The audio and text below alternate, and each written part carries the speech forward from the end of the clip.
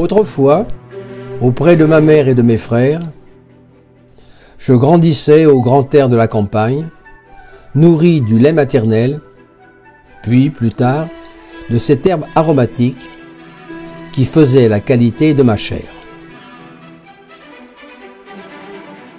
Aujourd'hui, tout a changé.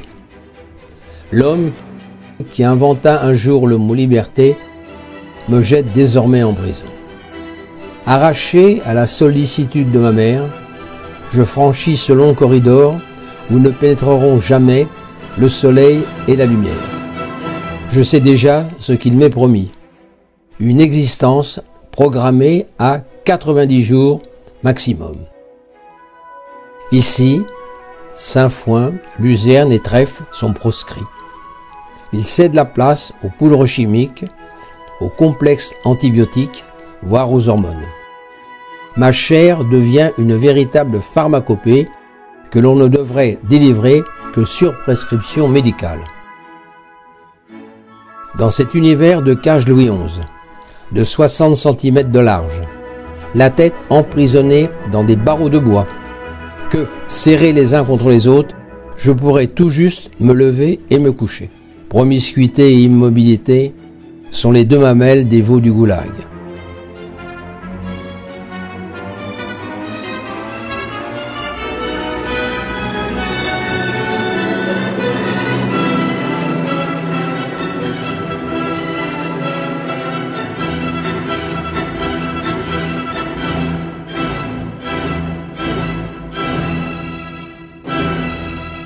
Et quand je quitterai ces lieux, c'est à peine si je pourrais tenir sur mes pattes pour monter dans le camion.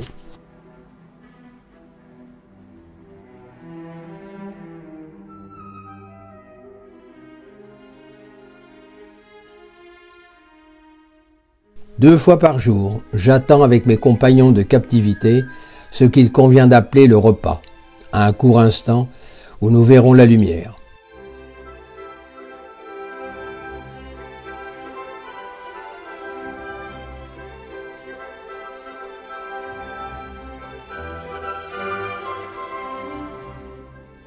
Oh, certes, notre éleveur est un brave homme. Il nous nourrit bien, il nous aime bien.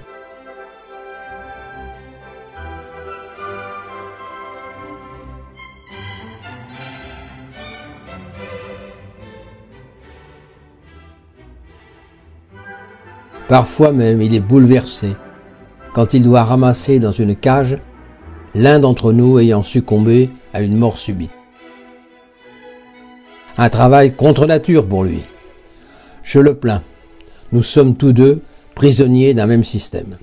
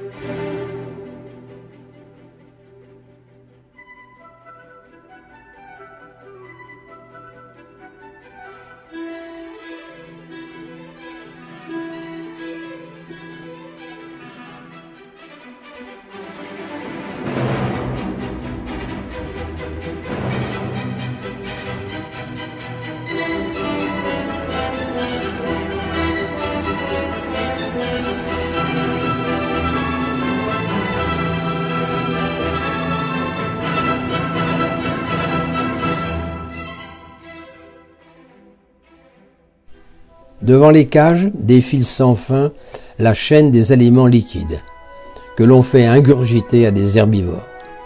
Je me mets alors à rêver au vaste pâturage où j'aurais paisiblement ruminé.